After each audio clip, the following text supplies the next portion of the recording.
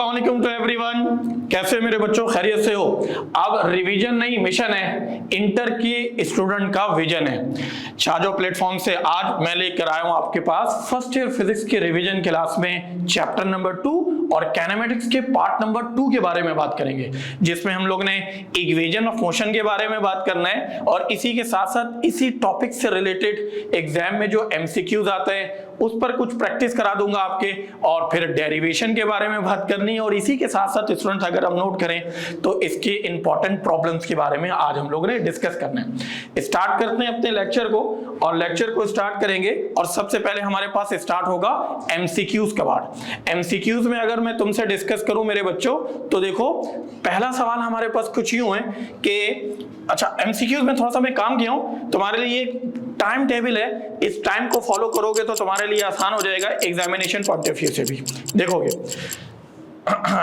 सवाल नंबर 1 में अगर मैं आपसे बात करूं ना मेरा बेटा, तो इसमें कुछ इस तरह से कि if the average and instantaneous velocity of a body are the same, अगर एवरेज और इंस्टेंटेनियस दोनों बराबर हो जाए तो फिर हमारे पास क्या होगा मेरे बच्चों, the body will move with, अब बॉडी मूव कर रही होगी variable uniform acceleration and also we have variable acceleration. जी चलो भाई, you have 27, 25, almost 24 second to left. शाबाश, चलें शाबाश, थैंक यू मेरे बच्चों। तो अब नोटिस करोगे कि अगर कोई ऑब्जेक्ट जिसकी इंस्टेंटेनियस और एवरेज वेलोसिटी दोनों बराबर हो जाए तो फिर वो यूनिफॉर्म वेलोसिटी से मूव करेगी, उसकी एक्सेलरेशन 0 हो जाएगी। तो इसके लिए राइट ऑप्शन हो जाएगा मेरे बच्चों बी। चले ओके, ठीक। अगला एमसीक्यूज देखते हैं मेरा बेटा। अब एमसीक्यूज नंबर 2 में हमारे पास कुछ यूं है कि there is no difference between the rotatory and dash motion. आपके पास आपका टाइम स्टार्ट होता है नाउ। अब इसको बहुत अच्छे तरीके से नोट करोगे, एक रोटेटरी मोशन है और गिवन ऑप्शन में देखोगे तो लीनियर, वाइब्रेटरी और सर्कुलेटरी। तो बहुत सिंपल सवाल है कि अगर मैं रोटेटरी मोशन के बारे में बात करूं तो ये बेसिकली सर्कुलर मोशन के बारे में बात कर रहा होता है, और सर्कुलर मोशन हमारे पास ये सर्कुलेटरी मोशन, और इसका राइट ऑप्शन हो जाएगा सी। ठीक हो गया। अच्छा, एक घर पे आप इसको पॉज करके बिल्कुल देख सकते हैं, बहुत अच्छे तरीके से इसकी प्रैक्टिस कर सकते हैं सवाल की। ठीक हो गया। नेक्स्ट उसके बाद अगर देखोगे मेरे बच्चों, अगला सवाल हमारे पास है एमसीक्यूज नंबर 3, और एमसीक्यूज नंबर 3 में if the speed time graph ji lies in parallel to the time axis, its acceleration will be, your time start now। अगर आप देखोगे स्पीड टाइम ग्राफ जो है वो पैरेलल है टाइम एक्सिस से, तो अब इसके एक्सेलरेशन में वो इसका एक्सेलरेशन क्या होगा, तो पहले में हमारे पास ऑप्शन ए में क्या है 0, और ऑप्शन बी में मैक्सिमम, ऑप्शन सी में मिनिमम और यूनिफॉर्म लास्ट ऑप्शन है हमारे पास। तो नोटिस करोगे अगर स्पीड टाइम ग्राफ में ग्राफ बनाओगे और वो पैरेलल टू टाइम एक्सिस आ जाएगा ना, तो स्पीड पे कोई चेंज नहीं आ रहा, और अगर स्पीड पे चेंज नहीं आएगा तो ऑब्वियसली एक्सेलरेशन क्या हो जाएगा मेरे बच्चों। हाँ भाई, सोच के बताना है, आपके पास टाइम ऑलमोस्ट आधे से ज्यादा टाइम गुजर गया है। हाँ जी, तो आपके पास इसके लिए अगर आप नोटिस करेंगे तो ऑब्वियसली इसका एक्सेलरेशन कितना हो जाएगा मेरे बच्चों, 0। चैट बॉक्स में भी आपने बहुत अच्छे तरीके से रिस्पॉन्स करना है, गड़बड़ नहीं करनी है। अगर चैट बॉक्स में रिस्पॉन्स करोगे ना तो आपके लिए कमेंट्स बॉक्स में मेरे लिए रिस्पॉन्स करना भी अच्छा हो जाएगा, फिर आप इंगेज रहोगे बहुत अच्छे तरीके से। तो इसका आंसर क्या आ जाएगा मेरे बच्चों, इसका आंसर हो जाएगा ए। नेक्स्ट उसके बाद अगर मैं आपसे डिस्कस करूं मेरा बेटा, तो अगला सवाल हमारे पास कुछ यूं है कि a car is traveling at 65 kilometre per hour north में, turns without a changing in speed, speed को चेंज किए बगैर वो क्या कर रहा है, टर्न कर रहा है। The car is moving with, car किस तरह मूव कर रहा है, and your time start now. बहुत अच्छे तरीके से देखोगे तो एक हमारे पास कार की स्पीड जरूर गिवन है, कांस्टेंट है, और फिर उसके बाद अगर नोटिस करोगे तो car is moving with, car किसके साथ मूव कर रहा है? यूनिफॉर्म वेलोसिटी के साथ, एक्सेलरेशन के साथ, एवरेज वेलोसिटी के साथ, और उसके बाद नन ऑफ देम।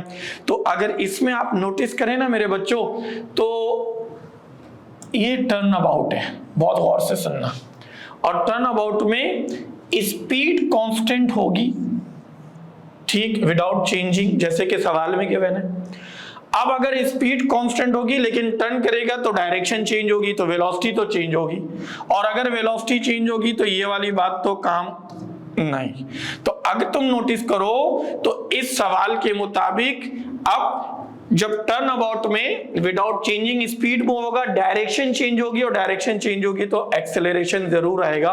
तो इसका सही जवाब क्या होगा? Option B is the right answer. अब एक चीज और भी आपको मैं समझा दूं कि हम लोग ने पढ़ा कि rate of change of velocity is called acceleration. अब एक्सेलरेशन के दो पार्ट हैं, एक हमारे पास मैग्नीट्यूड और दूसरा इसके डायरेक्शन।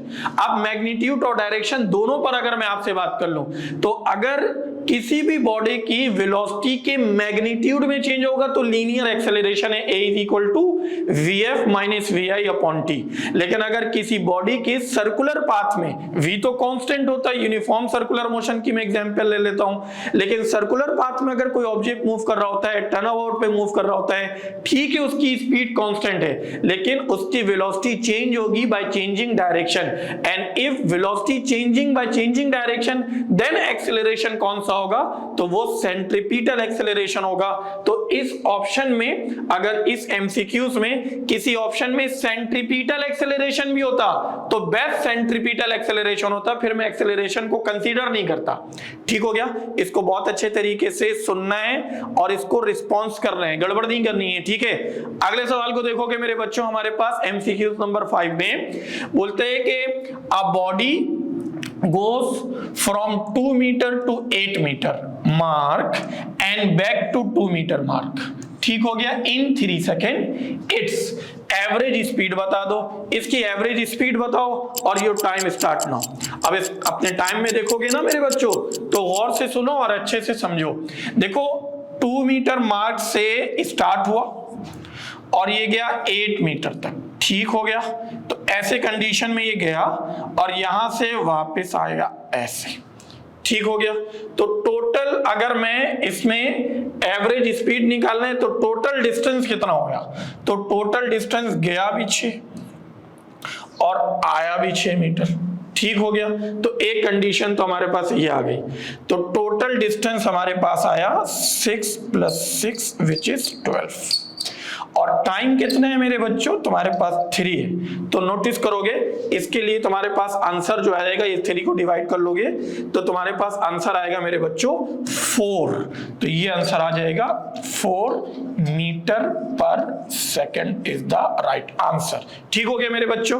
नेक्स्ट इसके बाद देखेंगे, अब एमसीक्यूज नंबर 6 में देखो क्या है। एमसीक्यूज नंबर 6 में, if the speed time graph of a moving body is a curve,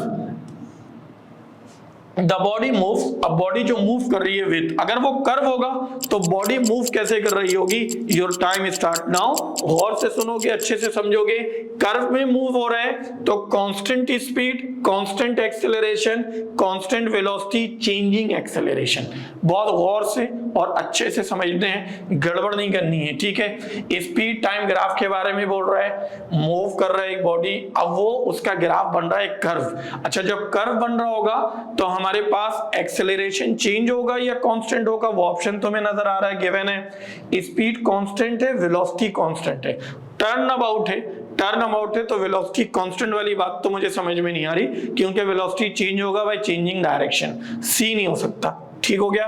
अब हमारे पास अगेन एक और कंडीशन है कि constant acceleration, changing acceleration and constant speed.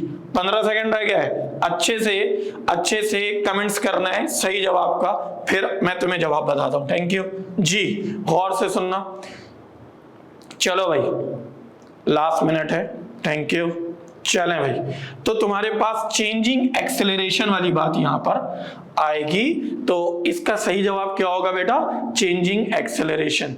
Next उसके बाद देखोगे एमसीक्यूज नंबर 7 में कि how many metre will 20 kg ball starting from rest fall in 1 meter in 1 second, sorry 1 second में कितने मीटर फ्री फॉल हो रहा है। तो इस कंडीशन में देखोगे योर टाइम स्टार्ट नाउ, इसको बहुत अच्छे तरीके से नोटिस करोगे मेरे बच्चों। तो मेरे पास अब इसकी कंडीशन क्या है, तो फ्री फॉल है, तो यहां से इनिशियल वेलोसिटी तो 0 हो जाएगी, नोट कर लेना।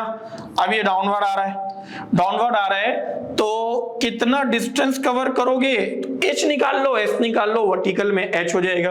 अच्छा, फॉर्मूला होता है h is equal to VIT plus half, और ये GT स्क्वायर आ जाएगा। ये वाला पूरा फैक्टर 0 है क्योंकि VI 0 है, और अगर VI 0 है तो इसको नोटिस करोगे तो ये 1/2, G की वैल्यू 9.8 और 1 सेकेंड मीन्स 1 सेकेंड का स्क्वायर, ये कैंसिल आउट होकर 4.9, 1 का स्क्वायर तो 1 होगा, तो answer 4.9, right option what we have D. ठीक हो गया, सही है भाई, मजा आ रहा है। एक मिनट में एक एमसीक्यूज को आपने लाजमी अटेम्प्ट करना है, गड़बड़ नहीं करनी, ठीक है।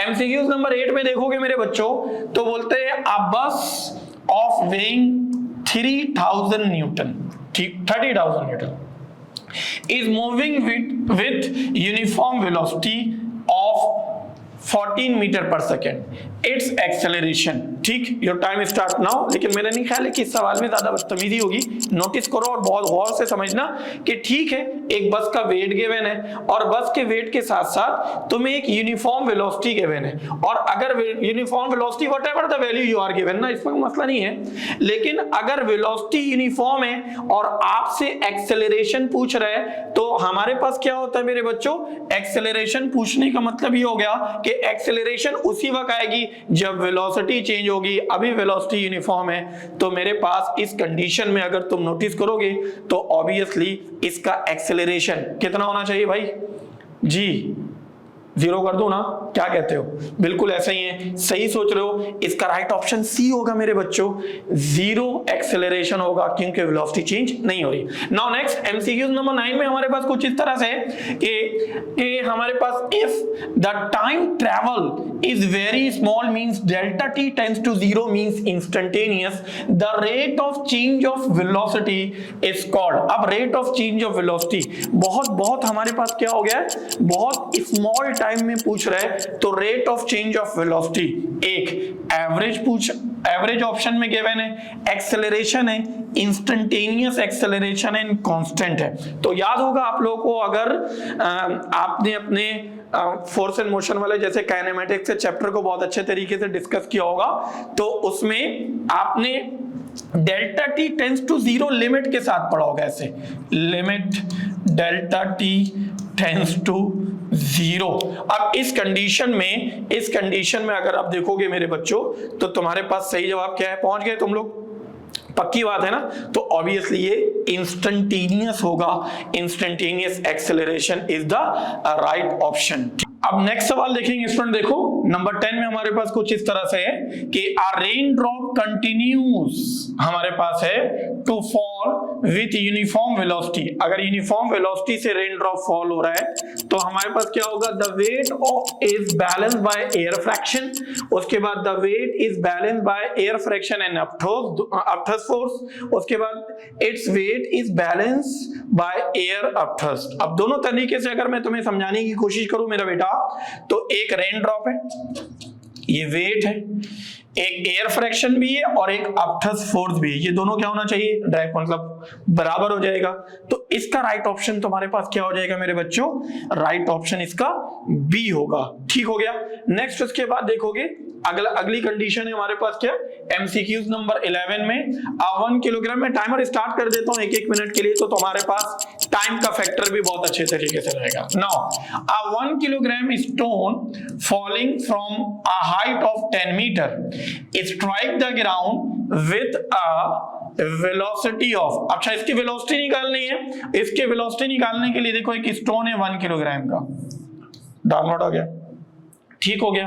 अच्छा हाइट कितने, तो हाइट आपके पास 10 मीटर है, ओके ठीक, ऑब्वियसली इनिशियल वेलोसिटी क्या होगी मेरे बच्चों, 0, और अब इसकी फाइनल वेलोसिटी आपने कैलकुलेट करना है, ऐसा हो गया।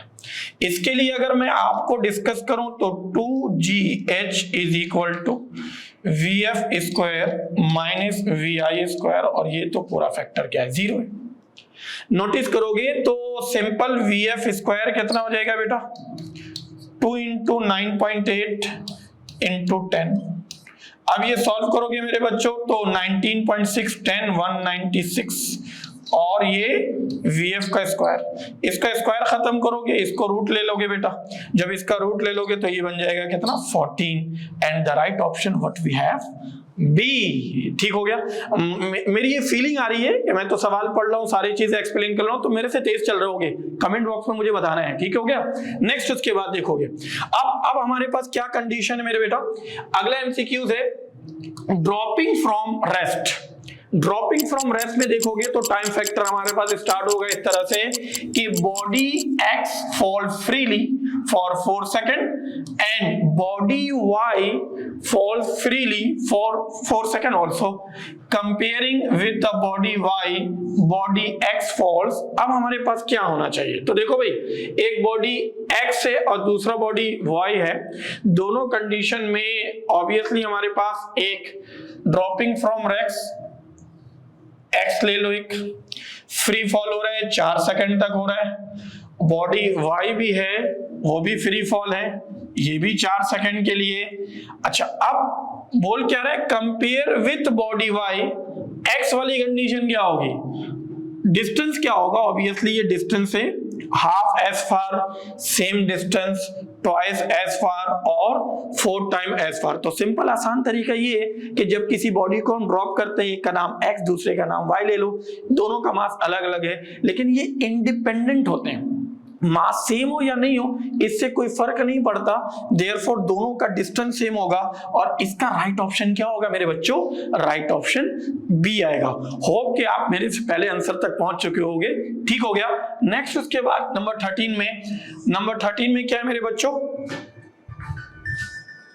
नंबर 13 में अगर देखो ना तो तुम्हारे पास क्या है कि how much height does a free falling body of mass 10 kg loss, कितना लॉस करेगा 2 सेकंड में। ओके ना, तो 2 सेकंड में हाइट निकालना है, अभी 1 सेकंड में निकालना सिखाया था भाई। ओके, तेजी से सॉल्व करोगे, अभी 1 सेकंड में निकालना सिखाया था ना, तो 2 सेकंड में vi क्या हो जाएगा भाई, 0। ओके, टाइम कितना हो जाएगा मेरे बच्चों, 2 सेकंड। ओके, और h इज इक्वल टू क्या हो जाएगा, हाफ gt स्क्वायर, क्योंकि vi 0 है तो vi t वाला फैक्टर 0 हो गया। नेक्स्ट उसके बाद हाफ को हाफ रहने दो, ये 9.8 रहने दो, और यहां पर डिस्कस करोगे तो ये 2 सेकंड है मेरे बच्चों। अब नोटिस करोगे तो 1/2 9.8 और ये 4 है, ये कैंसिल आउट होकर 2 9.8 2 से मल्टीप्लाई होगा, हैविंग दिस 19.6 मीटर। ये 2 सेकंड में इतने हाइट को लॉस करेगा। ओके ना, तो राइट ऑप्शन क्या हो जाएगा मेरे बच्चों, बी। ओके, नेक्स्ट उसके बाद नंबर 14 में क्या है, एन ऑब्जेक्ट। अच्छा, टाइमर हमारे पास एज इट इज है 60 सेकंड है। An object with a constant speed. अच्छा, एक ऑब्जेक्ट है कांस्टेंट स्पीड वाली बात है, तो हमारे पास इसकी कंडीशन क्या होगी, देखो, एक्सेलरेशन इज नॉट एक्सेलरेटेड, आसान अल्फाज में माइट बी का वर्ड इस्तेमाल हो रहा है, ऑलवेज का वर्ड इस्तेमाल हो रहा है, also has a constant velocity है। अब सुन लो, बॉडी जब कांस्टेंट स्पीड से मूव करेगा तो उसकी वेलोसिटी कांस्टेंट होगी, ये मुमकिन नहीं है हमेशा।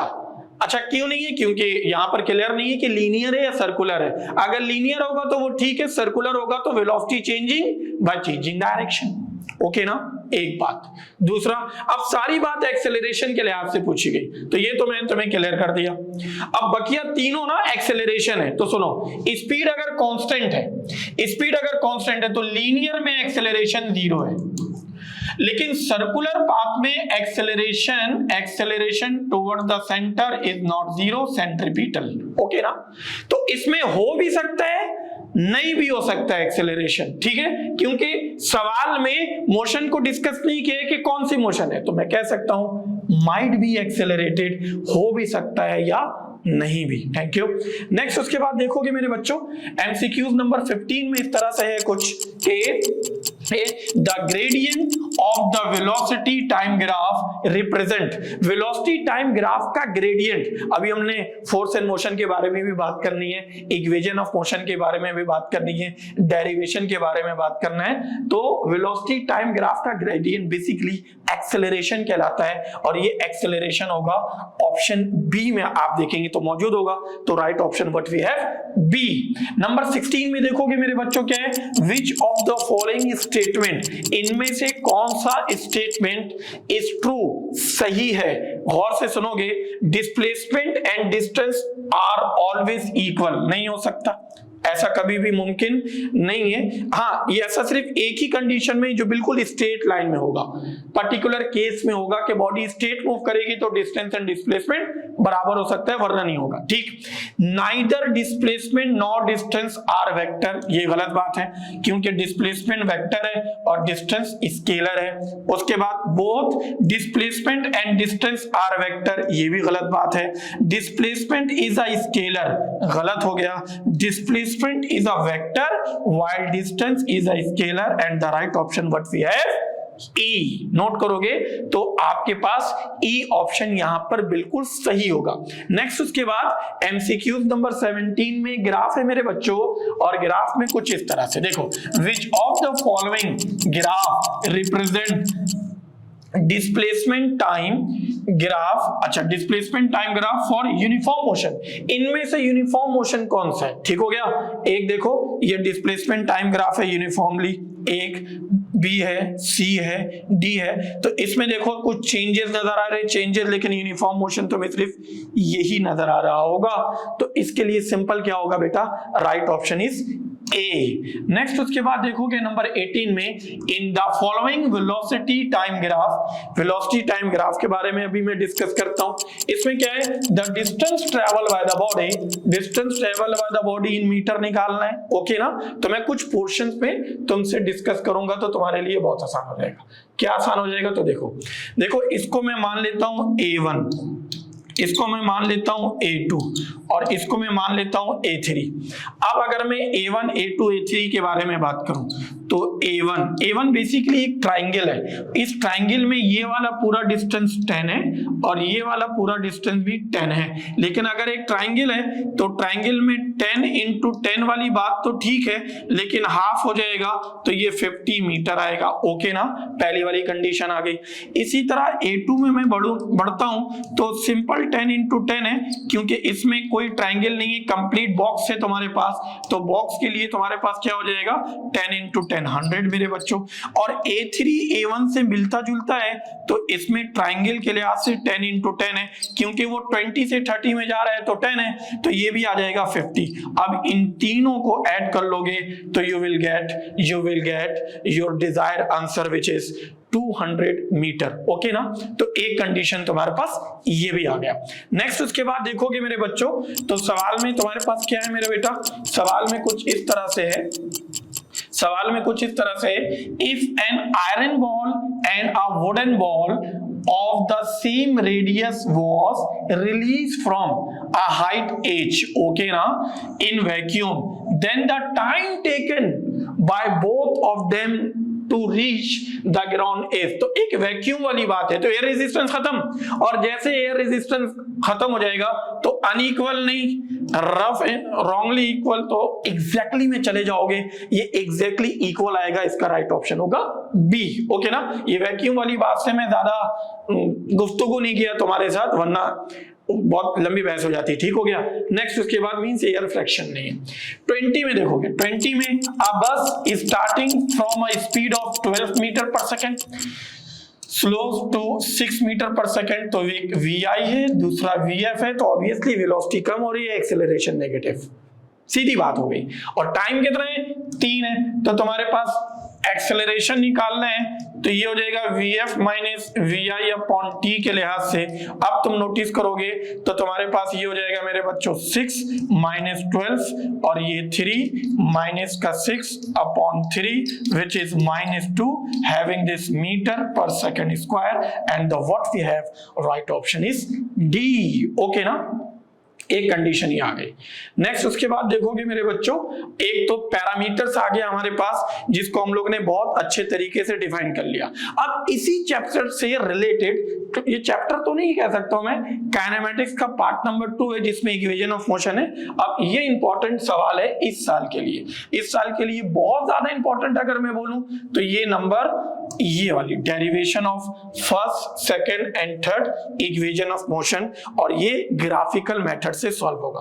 अच्छा, अब ग्राफिकल मेथड से सॉल्व करने के लिए कुछ चीजें हैं जो कि तुम्हें याद होनी चाहिए। बच्चे उसमें कंफ्यूज होते हैं। आमतौर पर तुम्हें इस क्विक रिवीजन में डेरिवेशन वगैरह की तरफ जा नहीं रहा हूं, लेकिन ग्राफिकल मेथड में इक्वेशन ऑफ मोशन, क्योंकि बच्चे 9 मैट्रिक में 9 क्लास में ये तो करके आते हैं, लेकिन उनसे एक सिंपल थ्योरेटिकल काम था। अब यहां पर क्या आ रहा है, ग्राफ की सूरत में आ रहा है, तो इसको एक दफा हमने क्या करना पड़ेगा मेरे बच्चों, देखना पड़ेगा। तो इसकी डेरिवेशन मैं आपको बिल्कुल अभी कराता हूं, फिर उसके बाद मैं न्यूमेरिकल के पोर्शन में जाऊंगा और फिर वाइंड अप करेंगे। कुछ होमवर्क लेकर आया हूं डेली प्रैक्टिस प्रॉब्लम के साथ, उसको आपने लाजमी सॉल्व करके कमेंट्स बॉक्स में उसको अपलोड जरूर करना है। थोड़ा मेरे लिए भी एप्रिसिएशन हो जाएगी कि बच्चे बहुत अच्छे तरीके से एंगेज हो गए। ओके ना, देखोगे। चलो अब डेरिवेशन पे बात करता हूं। डेरिवेशन में हमारे पास क्या है, अगर मैं फर्स्ट इक्वेशन ऑफ मोशन के बारे में बात करता हूं, थोड़ा सा पॉज करता हूं और अच्छे तरीके से तुम लोगों ने क्या करना है, इसको देख लेना, पहले तसल्ली कर लेना है कि यहां पर अभी तक क्या कंडीशन चल रहा है। फर्स्ट इक्वेशन ऑफ मोशन पे बात करूंगा तो ये हमारे पास क्या हो जाएगी, फाइनल वेलोसिटी, इनिशियल वेलोसिटी। तो यूवी वाली कंडीशन गिवन है, ठीक है, यूवी वाली कंडीशन गिवन है। इसको हम लोगों ने क्या मान लिया, जी, इसको हम लोगों ने क्या मान लिया, ए बी सी। ठीक हो गया, ठीक हो गया मेरे बच्चों। ये u है इनिशियल वेलोसिटी, ये फाइनल वेलोसिटी v है, ठीक हो गया। चलें, एक्सेलरेशन की डेफिनेशन में देखूं तो क्या होगा मेरे बच्चों, अजान ब्रेक है, अजान ब्रेक ले लेते हैं, ठीक है। वेलकम बैक मेरे बच्चों, अजान कंप्लीट हो गया हमारे पास। अब देखोगे एक्सेलरेशन के बारे में अगर मैं तुमसे डिस्कस करूं तो एक्सेलरेशन क्या हो जाएगा मेरा बेटा, slope of velocity time graph, velocity time graph. तो ये जो स्लोप है ना, ये बेसिकली तुम्हारे पास टेंजेंट थीटा के बराबर आता है, ये टेंजेंट थीटा के बराबर आता है। अब टेंजेंट थीटा में देखोगे तो टेन थीटा क्या होता है बेटा, टेन थीटा तुम्हारे पास आता है परपेंडिकुलर के लिहाज से ना, परपेंडिकुलर अपॉन बेस।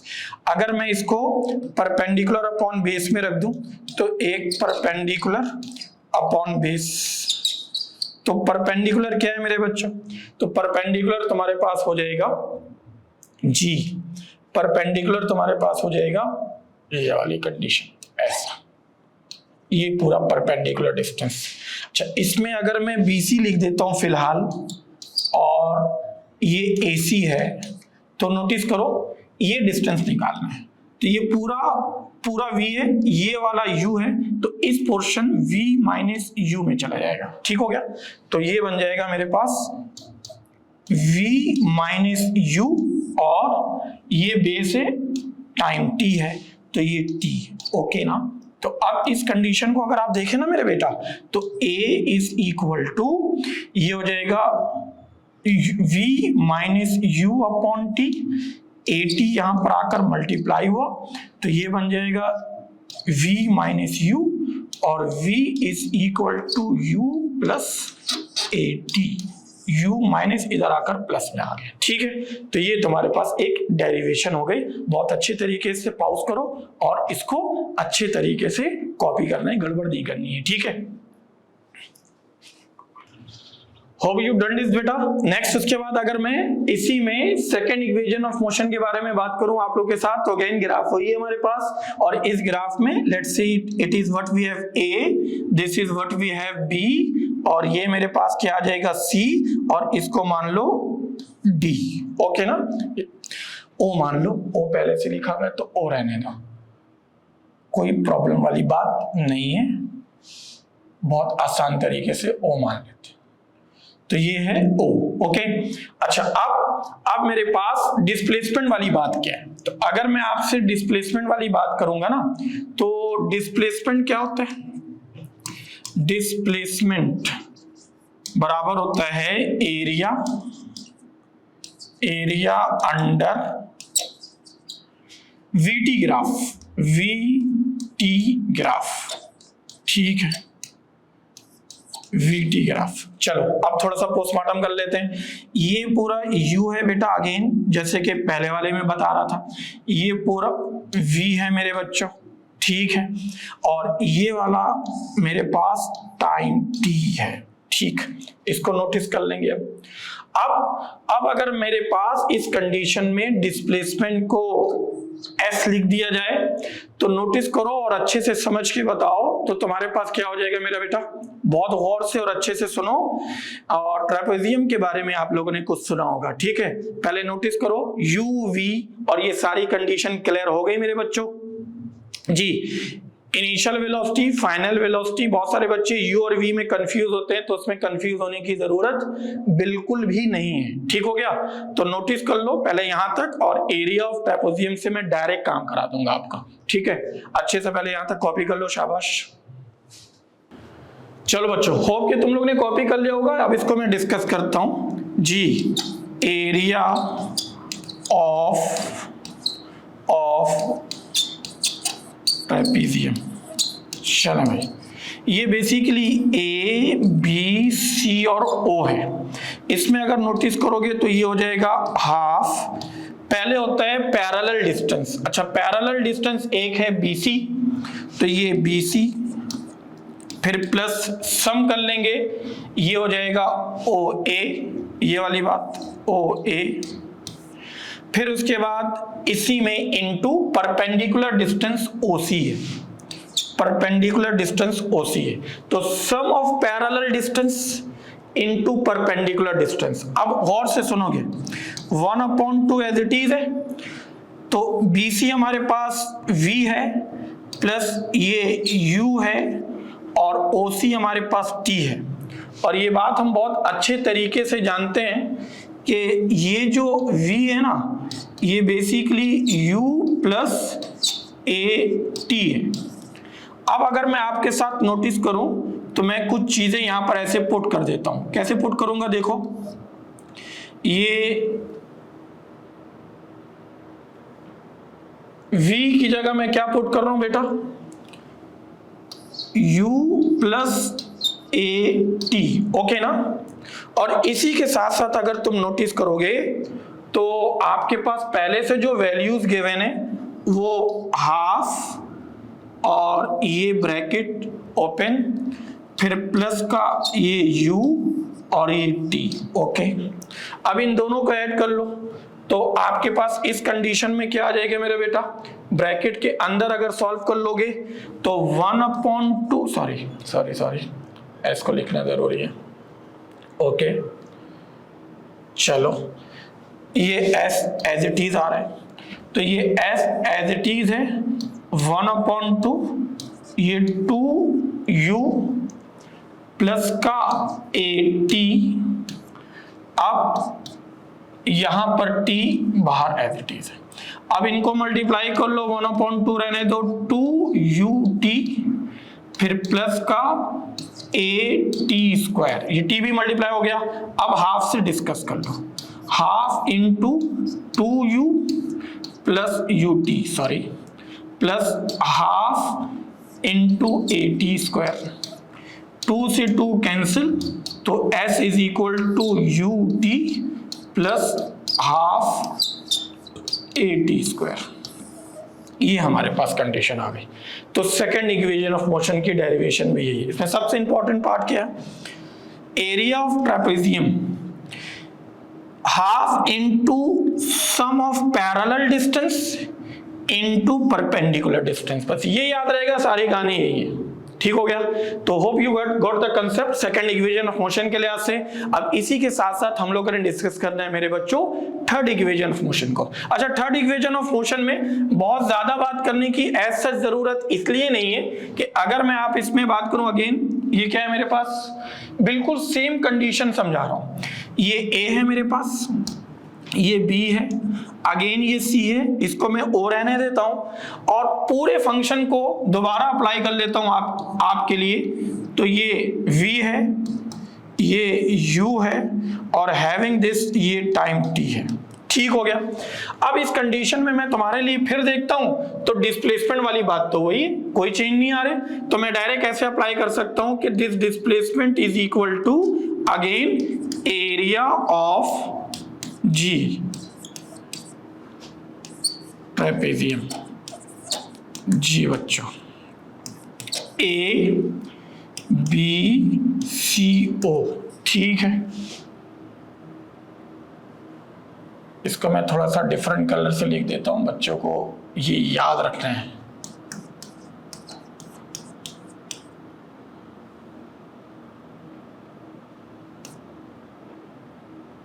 चलो शाबाश। तो इसमें अब as it is half, again repeat करो, तो ये हो जाएगा बी सी प्लस ओ ए फिर ओ सी। देखें यहां पर क्या आ जाएगा बेटा, हाफ बी सी की जगह v plus u into T. अब यहां से जो चेंज आ रहा है ना, ये थर्ड इक्वेशन के लिए इंपॉर्टेंट है। यही तक सेम काम करने के बाद थर्ड इक्वेशन में क्या लिखना है कि this t is equal to v minus u upon a from first equation ना। अच्छा, अब इसको यहां पर जब सब्स्टिट्यूट कर लोगे ना मेरा बेटा, तो देखो क्या होगा, as it is half v plus u into v minus u upon a। अब नीचे मल्टीप्लाई होके 2a, ऊपर आपके पास क्या होगा मेरे बच्चों, देखो गौर से, तो ये बन जाएगा v प्लस u और v माइनस u, तो a plus b a minus b as it is, तो ये हो जाएगा a plus b minus b, a square minus b square. अब इसको सॉल्व करोगे ना मेरे शहजादों, तो ये तुम्हारे पास आ जाएगा इस तरह से कि s is equal to v square minus u square upon 2a, और again 2as is equal to v square minus u square. Hope you got the concept ना, बहुत इंपॉर्टेंट है। इन तीनों में से कोई एक इक्वेशन बोर्ड में पूछे जाने के बहुत चांसेस होते हैं, क्योंकि अब पेपर भी दो बनेंगे, एक इंजीनियरिंग मेडिकल के लिए अलग पेपर आएगा और ऑब्वियसली कंप्यूटर साइंस के बच्चों के लिए अलग पेपर आएगा। तो इंशाल्लाह ये सारी डेरिवेशन आपके लिए बहुत इंपॉर्टेंट है, काम आएगा। बार बार जैसे मैं इस लेक्चर के शुरू में बताया कि इस पूरी रिवीजन में मैं डेरिवेशन के ऊपर नहीं पढ़ रहा, बिल्कुल भी नहीं पढ़ूंगा मैं, ठीक है, वो एक बहुत लेंदी प्रोसेस हो जाएगा, फिर क्विक रिवीजन वाली बात नहीं आएगी ना। तो जो आपके पास याद करने की चीजें, डेरिवेशन की चीजें, वो देख लो। मैं एमसीक्यूज बहुत अच्छे तरीके से देख लूंगा, न्यूमेरिकल बहुत अच्छे तरीके से करा दूंगा, तो मैं उसके असाइनमेंट भी दे दूंगा। डेरिवेशन की प्रैक्टिस करनी है, और बोर्ड के पॉइंट ऑफ व्यू के लिहाज से एक डेरिवेशन तुम्हारे 12 मिनट में हो जाना चाहिए, with diagram everything with presentation, okay ना। तो ये था हमारे पास डेरिवेशन की स्पेशल क्लास, समझ लो मैं रख लिया। अब मैं स्टार्ट करने जाऊंगा मेरे बच्चों तुम्हारे साथ numericals of equation of motion पे, ठीक हो गया।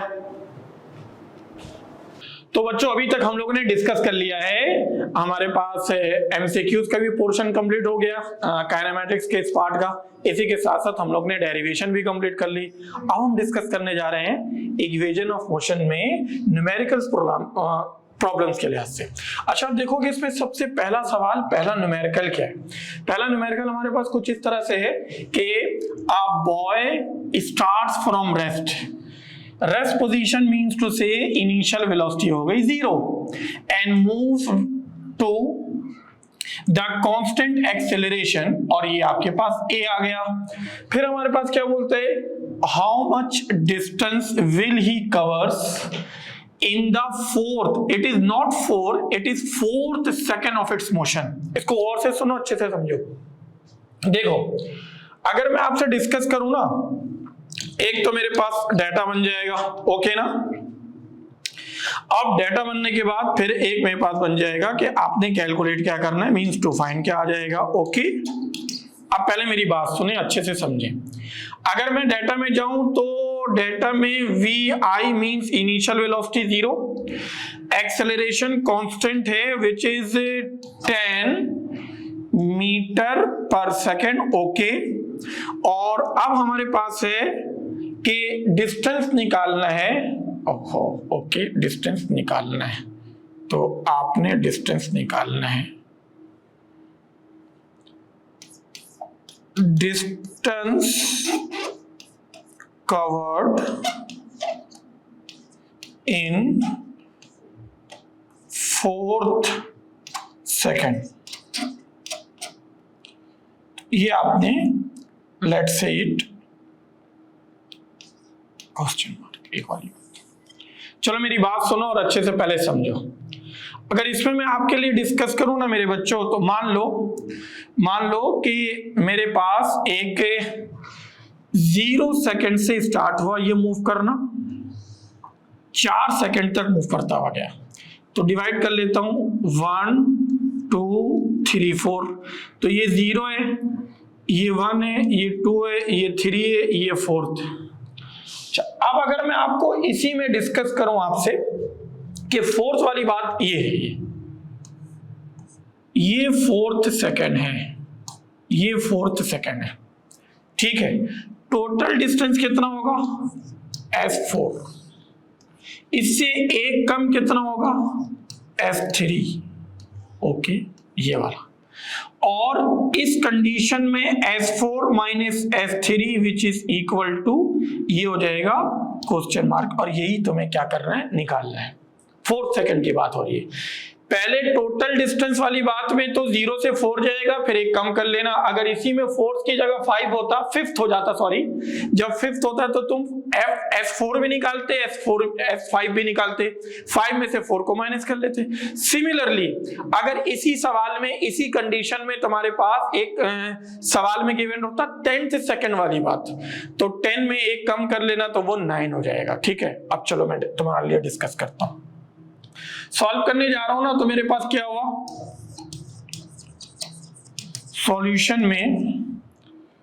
सॉल्यूशन में पहली कंडीशन क्या है मेरे बच्चों,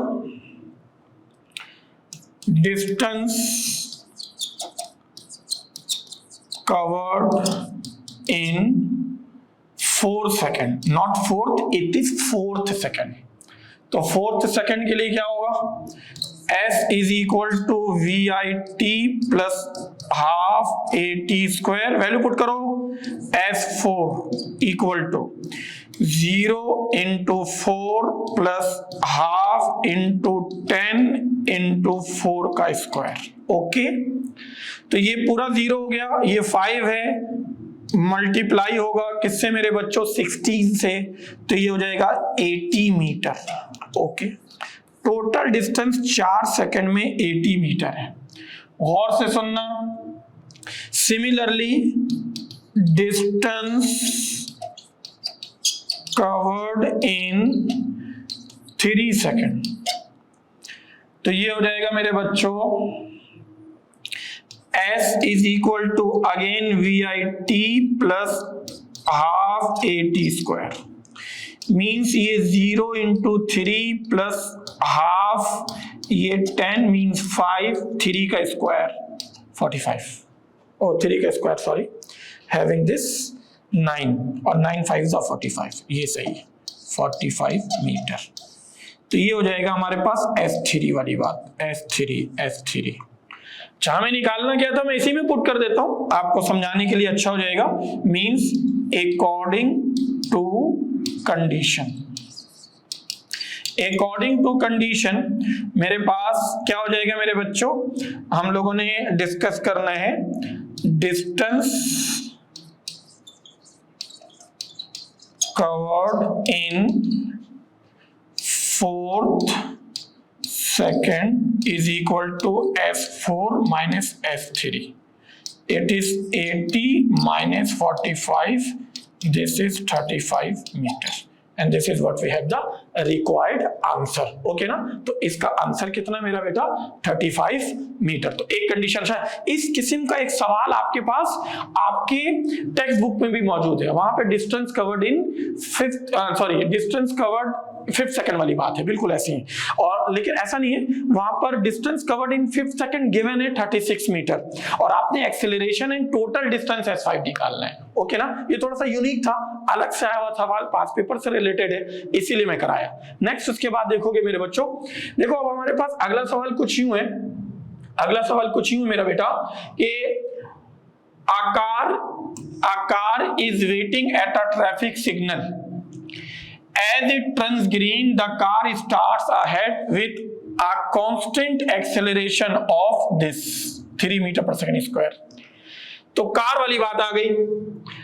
At the same time, a bus traveling with a constant speed means ये पहला स्कूल बस वाला है, शरीफ बंदा है ये 20 मीटर पर सेकंड से मूव कर रहा है।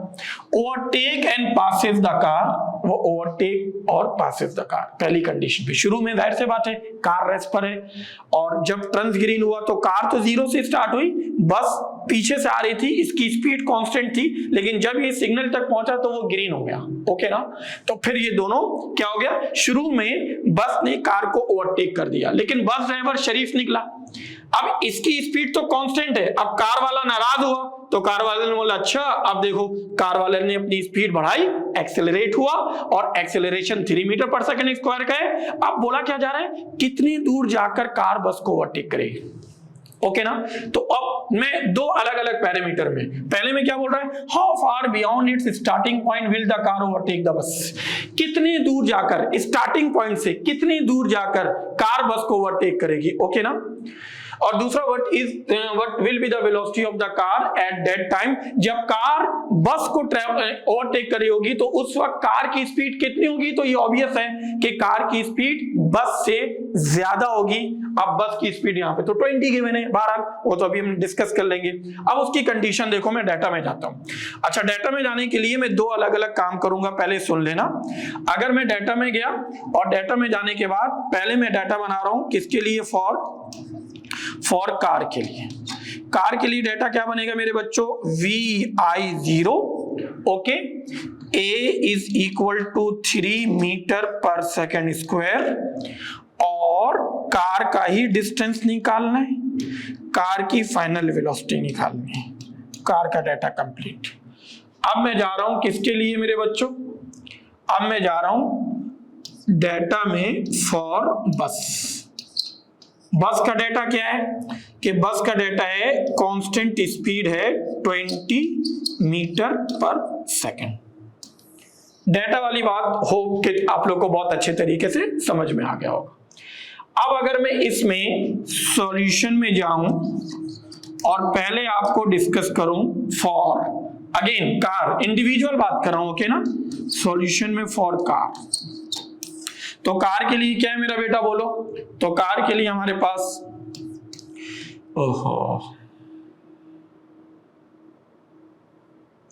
कार के लिए हमारे पास मेरे बच्चों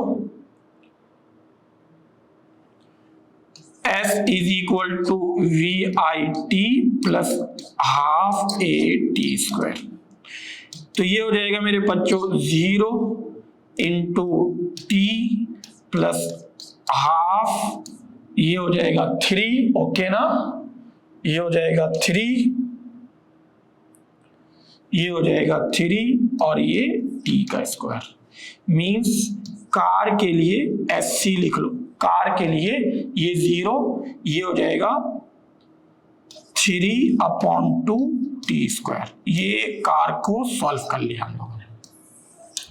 अब कहां जा रहे हैं भाई, तो अब मैं डिस्कस करने जा रहा हूं बस को। तो अब मैं हेडिंग बनाया फॉर बस।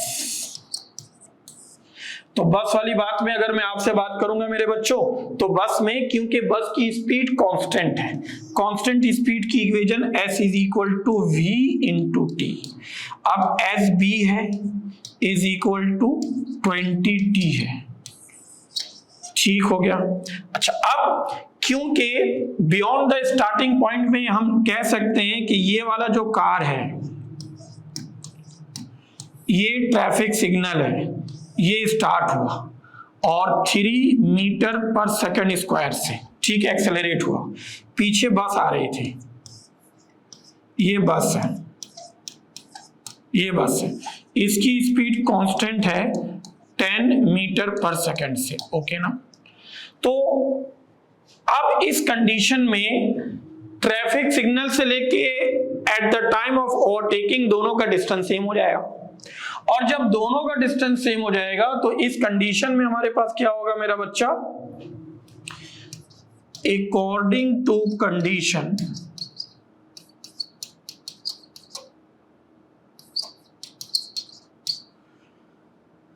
ये हमारे पास हो जाएगा S C equal to S B.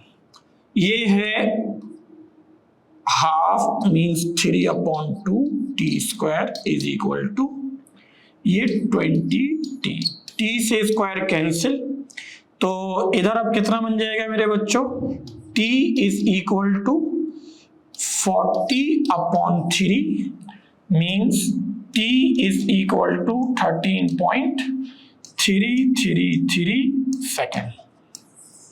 ये टाइम निकल गया। अब इसको पुट कर देंगे हम किसमें मेरे बच्चों, इक्वेशन नंबर 1 में। तो from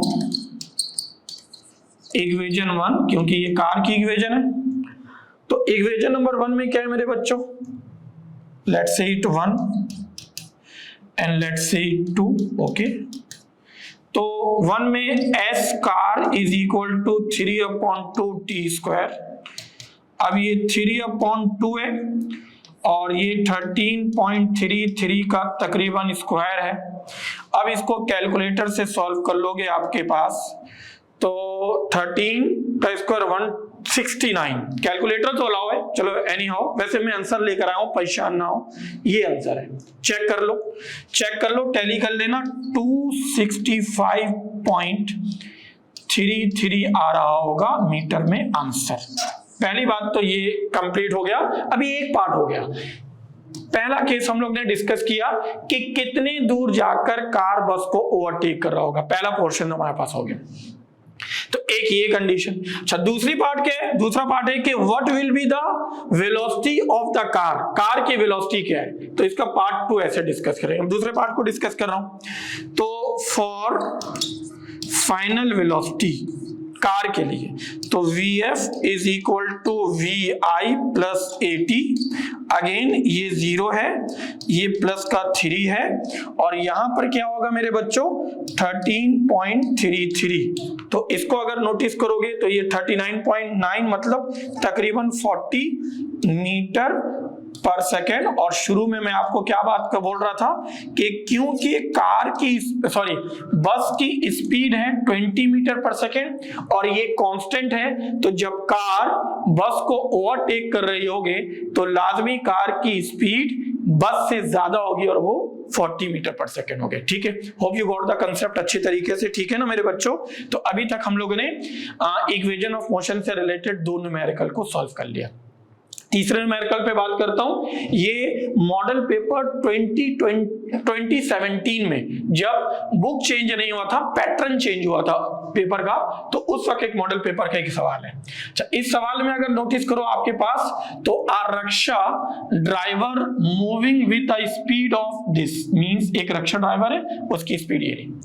notice a child standing in the middle of a road and brings his rickshaw to rest in 4 seconds. Just in time, 4 second में उसने ब्रेक लगाया और अपने रिक्शा को रोक लिया। To save the child, बच्चे को बचाने के लिए। What is the average retarding force? जो average retarding force on the rickshaw, रिक्शे के ऊपर कितना लगा? The mass of the rickshaw, रिक्शे का मास 400 kg, and the mass of the driver, और रिक्शे के ड्राइवर का जो मास है वो कितने? 65। आपने पहले डेटा बनाना है, टू फाइंड लिखना है, ओके टू फाइंड लिखना है, ये 2 चीजें। इन दोनों चीजों में अगर तुम नोटिस करो मेरे बच्चों, तो सबसे पहले कि हमारे पास इनिशियल वेलोसिटी कितना है मेरा बच्चा, 36 किलोमीटर पर आवर। ये 36 into 1000 डिवाइडेड बाई 3600, ये metre per second which is 10 metre per second. Okay, अच्छा उसने ऑब्वियसली ब्रेक लगाया तो फाइनल वेलोसिटी क्या हो गई 0। Retardation means acceleration negative, retarding force आने वाला है। और कितने टाइम में उसने ये काम किया, तो इसने ये 4 सेकंड में अपने रक्षे को रोकने में कामयाब हो गया। फिर उसके बाद हमारे पास क्या है मेरा बच्चा, मास। ओके ना, मास मास मास मास को हम लोगों ने एवरेज देखना पड़ेगा। मास के लिहाज से अगर मैं आपसे बात कर लूं तो मास क्या है, तो एक मास है m1, ये मास है किसका, रक्षे का 400 kg, और एक मास है m2, ये ड्राइवर का है 65 kg। टोटल मास कितना हो जाएगा मेरा बच्चा, m1 plus m2 which is equal to 465 kg। ये m आया, एक ही वाली कंडीशन आ। अच्छा आपने टू फाइंड में क्या लिखना है मेरे बच्चों, टू फाइंड में रिटार्डिंग फोर्स है, तो टू फाइंड में आपने लिखना है F निकालना। रिटार्डिंग मींस F नेगेटिव आने वाला है। जब आप इसको सॉल्व करेंगे ना मेरे बच्चों, तो simple F is equal to M A इस्तेमाल हो जाएगा। अगर नोटिस करें आप, तो जब F is equal to M A इस्तेमाल करोगे तो M तो है, A निकालना होगा आपको। इस कंडीशन में अगर मैं देखूं तो मैं लिख देता हूं कि F is equal to M A, this is equation number 1, and now we are finding acceleration, and this for acceleration if you look about at the given data, तो उसमें initial velocity, final velocity, time है, distance f नहीं है तो first equation से कर लो, vf is equal to vi plus at, having this a is equal to vf minus vi upon t, तो ये कितना हो जाएगा मेरे बच्चों, तो ये हमारे पास हो जाएगा 0 माइनस 10 अपॉन t की वैल्यू है 4, दिस इज माइनस का 2.5 मीटर पर सेकेंड स्क्वायर, और ये आ गया एक्सेलरेशन।